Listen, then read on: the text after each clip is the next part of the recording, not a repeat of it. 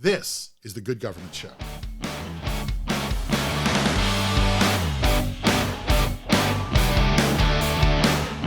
He started just thriving, growing, reading books, praying. We were watching him change.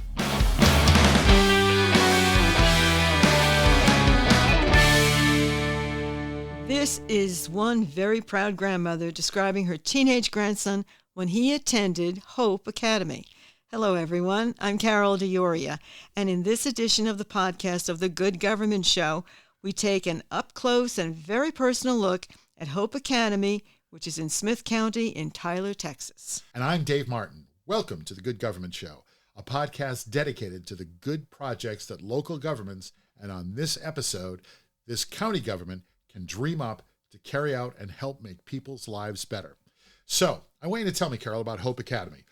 But, I have to be honest. Hope Academy, this sounds like a place that, oh yeah, it's all your everything's going to be great. Everybody gets a trophy, here you go. Everything's great. Is that how this thing works?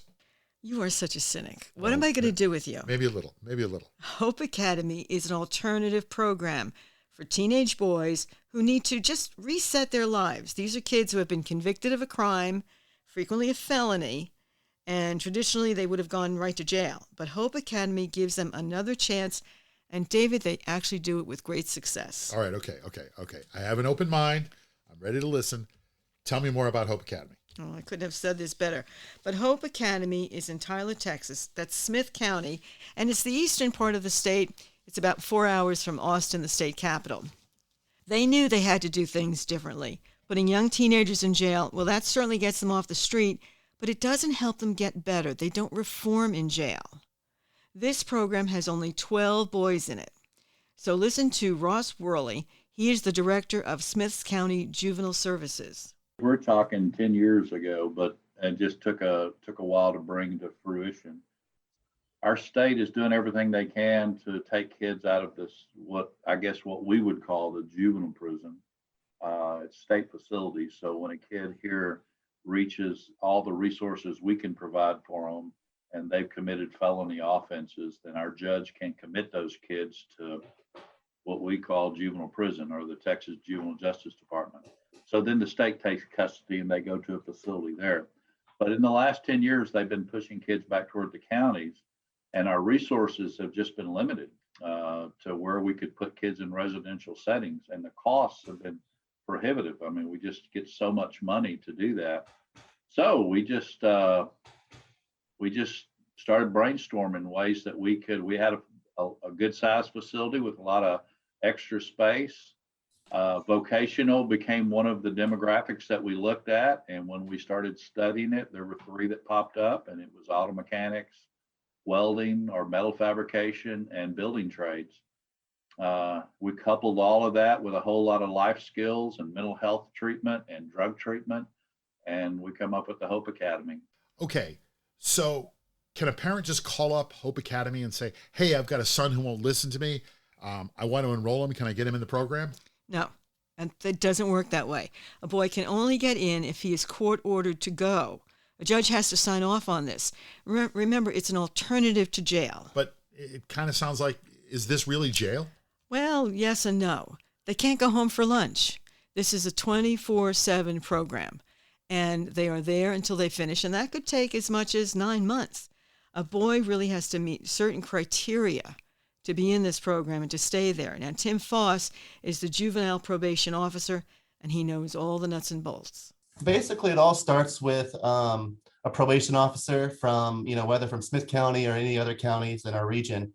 They'll start off with a phone call or an email asking if we have space available or what the wait list time is. And we'll let them know that information, and then they will send an application along with some mental health records. And we'll review the records, we'll review some information in JCMS and everything, and just kind of decide if the kid is a good fit for our program. Because we do a lot of vocational work, we do a lot of drug treatment, we do a lot of mental health treatment. So we just try to decide if this kid is a good fit for our program. And then if we approve them, they're kind of put on a waiting list, and then the judge will court order them into our program as like a condition of probation. We set an intake date, and then the probation department will transport them to us, and we will get started. Okay, so this is a pretty serious program. How bad does a kid have to be to get in? Well, Jacob was really pretty bad. He's 15 years old, and he fit the profile of a teenage boy whom they thought they could help. His grandmother is Tammy Carpenter, and she admits he really wasn't doing anything right at all. His father had died when he was only 12 years old, and his mother, which would be Tammy's daughter, was left to raise not only Jacob, but his 3 siblings, and she was really having a tough time. He started hanging with the wrong people, smoking weed, taking a few pills here and there. He ended up having a fight with his mother one night. The police got called, and that's kind of how we got involved in the system. Then he started living with his grandparents, his father's parents. And when he was there, grandmother has cancer, and grandfather's they're in their 70s, they're older, and they weren't able to probably watch him as close as they could have. And he would take the keys, steal the car, go out and do things, wrong that he should not be doing, would steal money from them. Oh, okay. Well, obviously this is a kid with some serious issues. And David, it gets worse. Sadly, his mother was murdered 3 years after the father's death. Oh man. Well, how do you help a kid like that? I mean, he's got, trouble walking through the front door, and it sounds like he was trouble himself. He's the kind of kid someone say, just lock him up and throw away the key. But Ross Worley, the program director, said that kind of thinking just wasn't working. They had to embrace a philosophical change. That change of philosophy you still work on. You work on that every day. I mean, it took us a long time to kind of really change the philosophy from just being to being more rehabilitative. Because it's easy when you work in a criminal justice setting to be just punitive. We actually spent about a year or so doing some trainings we called fire trainings that dealt with this change of philosophy, and just to kind of prepare people for what we were about to do. And we required every staff, and we have almost 100 staff here, and we required all of them to go through this fire training. Fire training stood for fusion, inspiration, restoration, and education. And it was in just a different kind of setting, just to really get the wheels rolling on this change of philosophy. Okay, so in practical terms, what does this really mean? If you don't put a kid in jail, what do you do with him? Is it just, like talking to him and making him feel better and, saying it's not his fault? I mean, I'm not a psychologist. I don't even play one. But what does this really mean? There really are lots of nuts and bolts to this program, and they're very clear on what the rules are. And that's where David Peters comes in. He supervises this program. He's in charge of the whole thing. We have our kids out in our vocational shops 3 hours a day, 5 days a week. We teach auto mechanics, welding, construction, horticulture. We do 10-hour OSHA safety certification. Then with life skills, we do first aid CPR, food handler certification. We're typically a 6 to 9 month program. The kids are on a point system, so they earn points to be able to apply to graduate out of the program. So the better they do, they can get out as soon as 6 months, or it could drag out as long as 9 months. So this point system thing, does this really work? I mean, do these kids really respond to, a point system? Yeah, don't you remember, David, when we were in school many moons ago, you wanted to get that gold star. Oh, the teacher sometimes, the gold star. Right, and if it wasn't quite up to gold standard, you got maybe a green star or a red star. No, the gold star. You got a gold star in your homework. You were looking good for the day. Well, it's the same thing with the points. The number of points you get will determine the privileges you receive, or whether there's some sort of a consequence you have to pay. So the points are really important. So the points are their gold stars. Right. So now you have to listen to one very proud grandmother. While he was in here, he was so proud of himself, he made a barbecue grill out of a propane tank. He welded it, cut it, painted it. They put the little grill part, the little part that you grill the meat on, the little rack in there, painted a star on it. It had a smokestack. He did that while he was in here. He got his welding permit. He got his food handler's permit. He finished CPR. He came out of here with all of these certificates that he can use and apply in his life when he gets jobs. Wait a minute. Okay, you have been holding back on me. So, Texas barbecue? This kid made a Texas barbecue? I love barbecue. No, you're a rank amateur when it comes to barbecue. I like the meat when it falls off the bone. Well, that's how you have to do it because it's got a slow cook in a good barbecue grill. So this kid's making barbecue. So, oh, by the way, next time there's a story in Texas, I'm going because I'm going to fight you for it. No. I think we're talking barbecue Texas. I think we're talking Dave. So, wow, this is that's pretty impressive. And it doesn't happen by magic.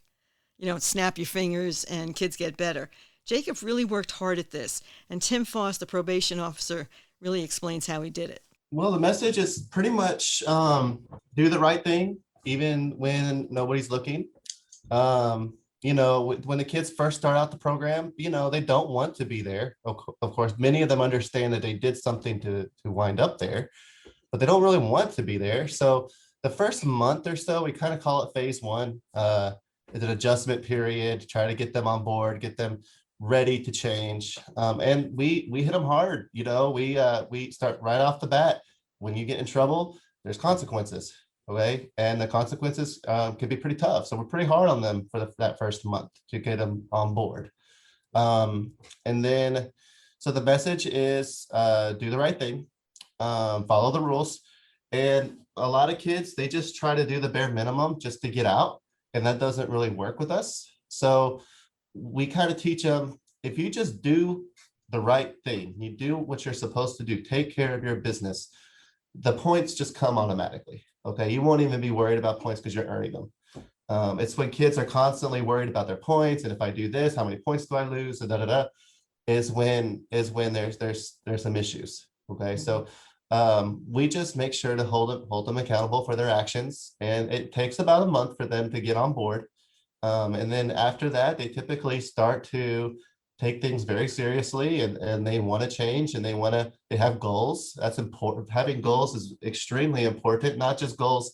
We have daily goals, weekly goals, monthly goals, and, 5-year goals, long-term goals, things like that. So when a kid is working towards achieving something, is when we typically start seeing them, be more on board with what we're trying to teach them. Do the right thing. That's certainly an easy thing to say and a great philosophy, but really that's not quite as simple as it sounds, is it? No, not at all. Trying to get a kid to do a 180. And while these kids are living in Hope Academy, here's the tough part. Remember, life on the outside continues. So remember I said that Jacob's mother was murdered? Well, that actually happened while he was only halfway through the program. But listen to his grandmother, Tammy, explain how they dealt with that. And I thought, oh my gosh, how in the world am I going to go to this program that he's doing well in and tell him that this has happened and what's it going to do to him? Is he going to have a setback? It terrified us. But on the 29th, the day after we found out, we called the Hope program. And I want to say that everyone, the probation officers, the directors, the counselors, they've been nothing but excellent to Jacob, to our family. So how did Jacob handle the news? Well, for starters, he didn't act out. And he was really surrounded, as the grandmother said, he was surrounded by people who really cared about him. And they were there to catch him, so to speak, and walk him through this tragedy. So it's a total program. It was so sad.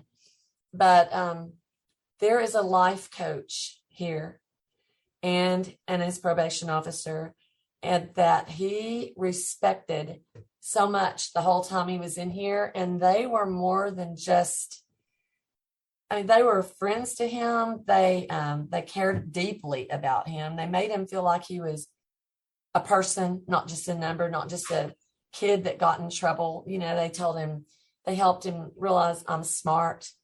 I can do anything that I set my mind to. He got to be friends with the judge here, that when they would do projects and stuff, the judge would be present. And Jacob really respected and liked him. And he started just thriving, growing, reading books, praying, opening up with the counselors more. We were watching him change. Every time we would come in here to visit him, it was like he was becoming a different person. Well, that is really an incredible turnaround. That's almost hard to believe. David, it happens, and it really is like what happens in long-term drug treatment programs. You put the time in, and they're frequently 24/7, and you just really work at it. And you have to start to think differently. Me calling and reporting him getting put with the people that are in here, the people caring so much, that Jacob's changed. When he got home to his siblings after he got out of here, they've all said, you know, that's the brother we had before all this happened. That's the brother we loved and respected. But before he got in here, nobody really liked him. It was hard to be around him. He was a smart aleck. He thought he was almost like thuggy acting, the way he dressed, the way he carried himself, the cursing. It was awful. And now if somebody slips up, he corrects you. He doesn't want any of them to put anything in their body that's harmful. He's going to his drug counseling. You know, he's changed the friends that he hangs out with. I mean, everything about him since he went through this program has changed. And the sponsor of the Good Government podcast is Liquid. We love Liquid, and not just because they are our sponsors. No, that's why we love Liquid, because they're our sponsor. But, okay, so this is the true story. Do you know why they're called Liquid? No, why? Well, it's because early on, they had all these customers, right? And one of their first customers called up, and they'd done a really great job, and they said, "Hey, guess what? We're Liquid." That's really? True. Yeah. So they were making money because they were Liquid. So all of these people, you know, that weren't doing well, now they had Liquid on board. They were Liquid. They were making money. So if you go with Liquid, you'll be Liquid too. You'll make more money. Not bad. No, see, there Very you go. good, actually. See, exactly. That's why they're called Liquid. No, but that is true that they do make their companies liquid. What Liquid does is they help their companies find their customers and they engage them digitally. So let me tell you about one of their customers, 5th generation business. Liquid got involved. They helped them tell their story. They highlighted their rich history. Liquid created a new website for them, and then they were Liquid because they had all this money. But the family had trouble talking about their products. Liquid helped them show the way to get their message across, and now they have an award-winning website thanks to Liquid, and more money. That's great. And Liquid, has a full creative staff. They find out where each customer's clients live online, whether it's Facebook or it might be YouTube or LinkedIn, whatever it is. The bottom line is Liquid helps their customers with a full digital marketing campaign. And they help make them liquid. And so that's why we love Liquid. It's a company that makes digital work. So check them out on the World Wide Web. They're at liquidint.com. That's liquidint.com. The Good Government Show is also sponsored by the Rodale Institute. Well, what is the Rodale Institute, you say? Well, the Rodale Institute is growing the organic movement through research, farmer training, and consumer education. Hey, they make healthy food. What's better than healthy food that tastes great? With 8 locations across the country and online educational programs, Rodale Institute provides workshops, webinars, and online courses. Like you could learn to be a beekeeper, or you could learn how to grow epic tomatoes, and the classes are very affordable. Rodale does farm consulting and training programs, helping to move the business and products of our agricultural system to a more organic and regenerative future. Check them out at rodaleinstitute.org. That's rodaleinstitute.org. The Good Government Show is also sponsored by Kutztown University, with more than 130 areas of study, 200 student groups, and 22 Division II sports teams.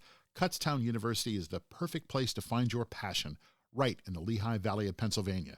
Here's what I know about Kutztown. They have a great rugby team. I've seen them play. They're very good.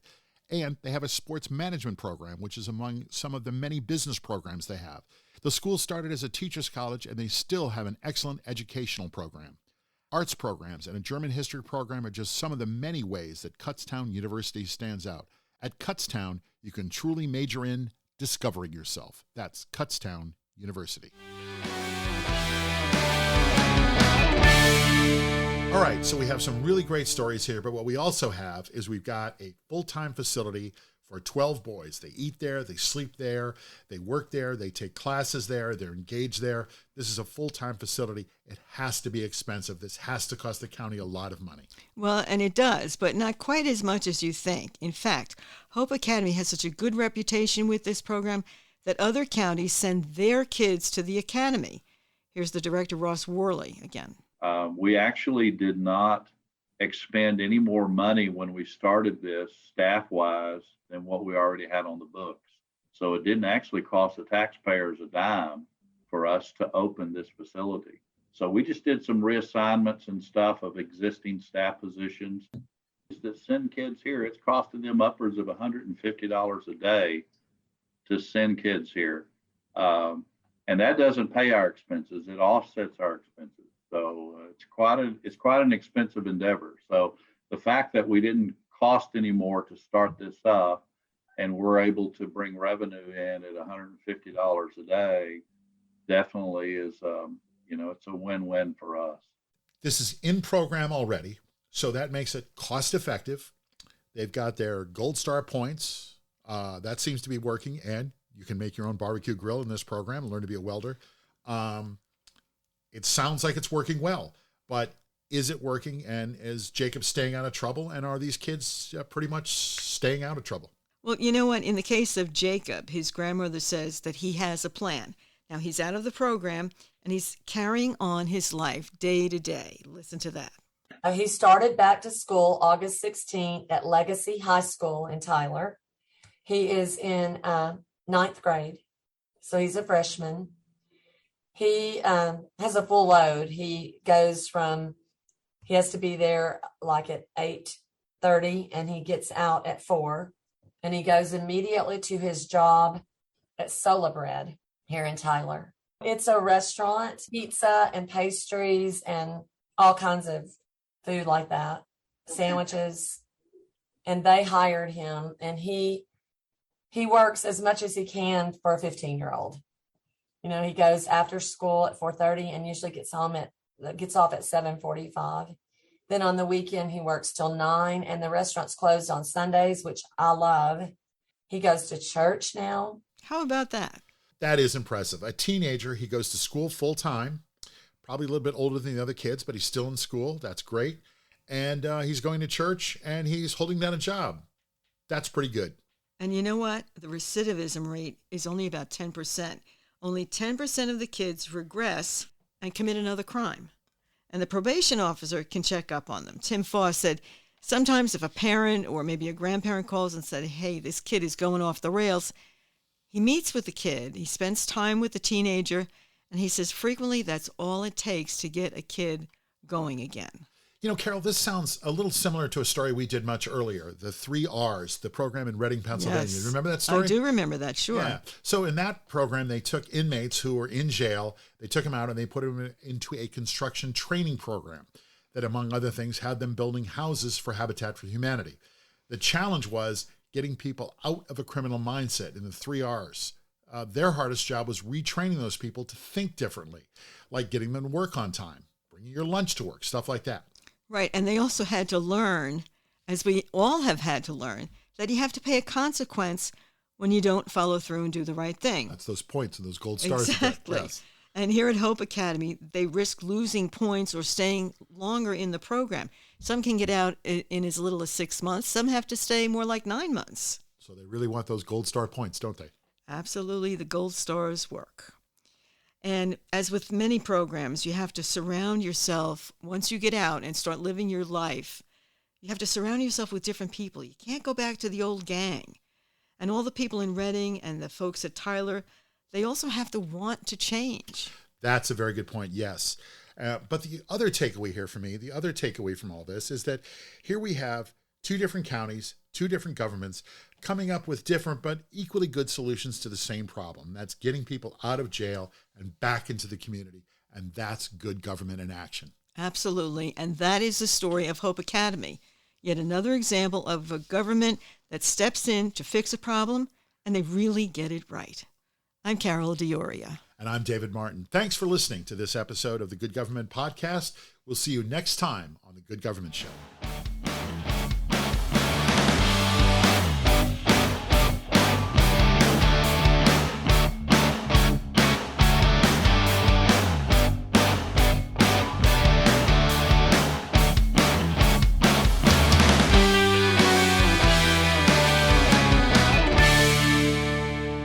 The Good Government Show is a Valley Park production. Jason Stershic is our editor and producer. Associate producers are Jade Ludlow and MacKenzie Martin. The executive producers of The Good Government Show are Jim Ludlow, David Martin, and David Snyder. Join us again right here for another episode of The Good Government Show.